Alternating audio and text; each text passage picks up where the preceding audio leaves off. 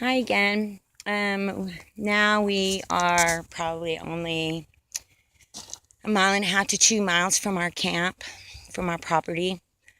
And my husband dropped his little kerchief that he takes with him for sweat and what have you. And as you will discover throughout this journey that we are showing you, he is very OCD.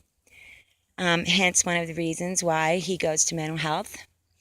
He's very OCD. If he drops something or misplaces something, he does not rest well until he finds it. And he will not stop looking until he finds it. But anyway, I wanted to come to you and talk to you while he was off looking for his kerchief that he dropped. As I said, we are approximately a mile, 2.5 miles from our camp. This is the little gravel road that we will travel.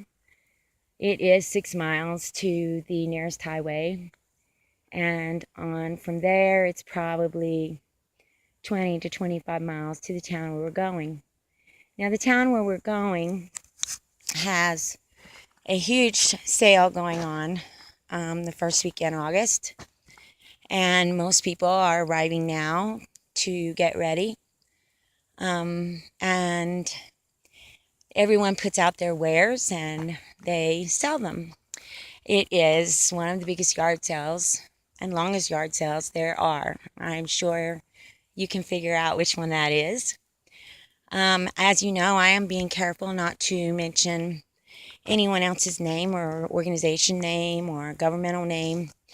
We are not here to make fun. This is not fun. We are only here to say that this is how it is for us. We are having a great time trying to get assistance from anyone. We are, in fact, disabled. I had a truck fall on my hand and crush 4 knuckles and dislocate 2.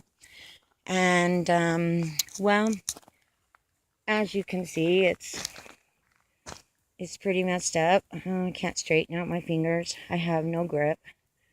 I also injured my rotator cuff, and now I have bursitis. So that's about as far as I can raise up.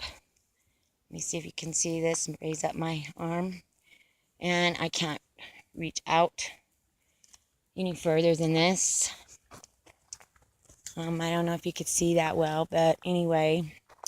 And my husband injured his eyesight on his last job 2 weeks before the job ended. He was sawing with a skill saw and got wood in his eye and cut one of his pupils all the way across. And he has a terrible scar now that he tries to look through. It's been very tough for both of us, but I think it's been even tougher for him because he wants to provide for his family. He wants to do it on his own.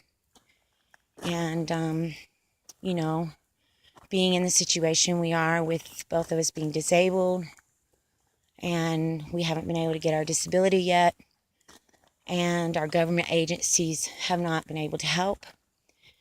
And now mental health says they're going to help, but we've been waiting for 6 months.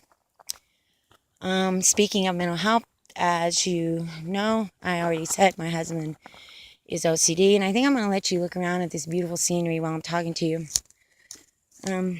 My husband is very OCD. He also has post-traumatic stress disorder from some things that happened when he was a child, as well as I. And he has a very huge social disorder, as do I. And so he is dealing with all of that, and I am bipolar as well. I have terrible ups and downs that I have to try to control, and I have a beautiful husband who helps me with that. But that's just to tell you a little bit about us while I'm waiting. And there lays our packs. But I do want you to know that we're not asking for anyone's pity. We're not asking for anyone to feel sorry for us. We would just like to know, are there other folks around who are attempting to live the lifestyle we live? We are totally off the grid. We have no running water. We have no power, which if we could get some money and we could afford it, we could put a couple of batteries on our camper and have power. Or ultimately, we would like to get solar power and be self-sufficient. Ultimately, we would like to run a pump down to the river and pump our water up to, hopefully, the place that we build. We have picked out a site. We have decided just to make a 12 by 12 little house, maybe with a little loft bed. That would be plenty. It is just me and my husband and our babies. But time will tell. We are trying. We will have to do it one board at a time because we have no money. But that's okay. Now, anyone out there who has any of these things and doesn't need them, we don't mind bartering. We don't mind working. We do make walking canes. We do make walking sticks, hiking sticks. And we would be glad to either let you place an order for one, maybe, or maybe you have some things that we could barter for this. I'm looking for a horse, for a couple of horses, so that we don't have to walk or worry about breaking down. And I love horses. I used to ride barrels, and I used to break horses from the very western town that I was raised in. So if anyone has any who would be willing to transport them for me and bring them to us, that would just be a blessing that I cannot tell you what it would be like. But anyway, sorry. We're also looking for a couple of goats to tend to our underbrush and eat away some of the things that we just don't have time to get to. And we know that goats love to do these things.